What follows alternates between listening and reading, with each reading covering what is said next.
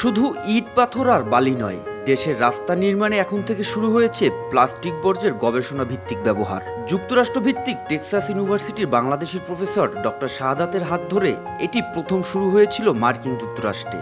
আর সেই গবেষণা বাংলাদেশি প্রকৌশলী বন্ধুদের মাধ্যমে কাজে লাগালো বাংলাদেশ সড়ক গবেষণাগার। টেক্সাস ইউনিভার্সিটির যিনি প্রফেসর ডক্টর শাহাদাত হোসেন, উনি এই প্লাস্টিক দিয়ে রাস্তা তৈরি করার কাজগুলো ওনার ল্যাবরেটরিতে বেশ আগে থেকেই করছিলেন। তারপরে উনি এই ল্যাবরেটরির ওনার আউটপুট নিয়ে উনি ইউনাইটেড স্টেটসে আসেন। ওখানেও বেশ কিছু ট্রায়াল পেভমেন্ট বা বিভিন্ন টেক্সাস হাইওয়ের অনুরোধে উনি রাস্তা করেছেন। তো ওনার হঠাৎ ধারণা হয়েছে যে উনি এটা বাংলাদেশে, ওনার যেহেতু দেশ একটা বাংলাদেশ, উনি এই দেশের জন্য কিছু করতে চান। সেই হিসাবে উনি চিন্তা করেছেন যে বাংলাদেশেও এই কাজটা করি। তো আমাদের একটা সমস্যা আর ওনার একটা রিসার্চ ওয়ার্ক, এই দুটো মিলে গেছে। উনি আমাদের বন্ধু মানুষ, উনি আমাদের সাথে যোগাযোগ করেছেন। যোগাযোগ করার পরে আমরা চিন্তা করলাম ঠিক আছে, তাহলে আমরা একসাথে কাজ করতে পারি।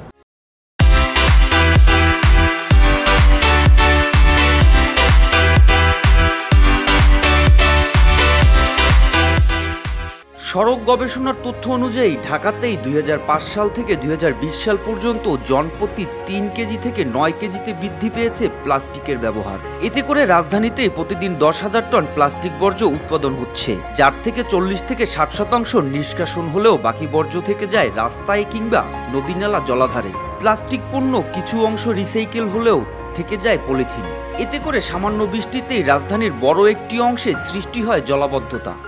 আমরা পলিথিন কিনি না, যদি কেনার মতো জায়গা হয়, বেচার মতো জায়গা হবে, তা না পলিথিন কিনুম। এ সমস্যা সমাধানে কিছুটা আশা যোগাচ্ছে সড়কে প্লাস্টিক বর্জ্যের ব্যবহার, যা উদ্ভাবন করেন যুক্তরাষ্ট্রের টেক্সাস ইউনিভার্সিটির এই প্রফেসর। তিনি বাংলাদেশ সড়ক গবেষণাগারের সঙ্গে যৌথভাবে উদ্যোগ নেন। পরে দেশের সড়ক বিভাগ পাইলট প্রকল্প হিসেবে ঢাকা ও কুমিল্লায় 2টি রাস্তা নির্মাণে প্লাস্টিক বর্জ্য ব্যবহার করে।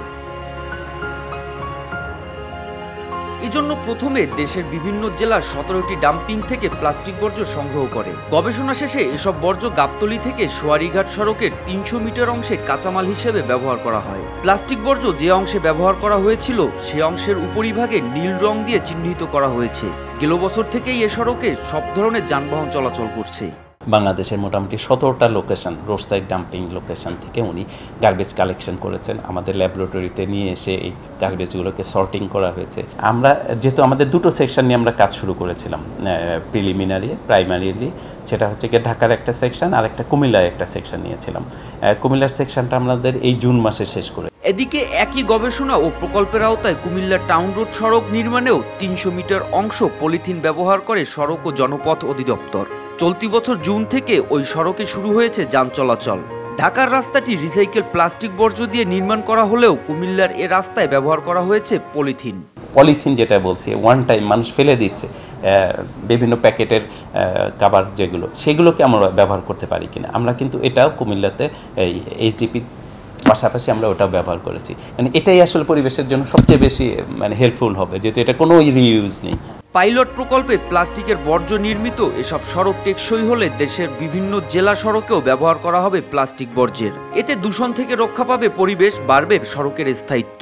পলিথিন দিয়ে রাস্তা নির্মাণে সড়ক ও জনপথ বিভাগের এই উদ্যোগ সফল হলে চাহিদা তৈরি হবে প্লাস্টিক বর্জ্যের, যার ফলে দূষণ থেকে রক্ষা পাবে পরিবেশ। মোহাম্মদ সায়েম, RTV, ঢাকা।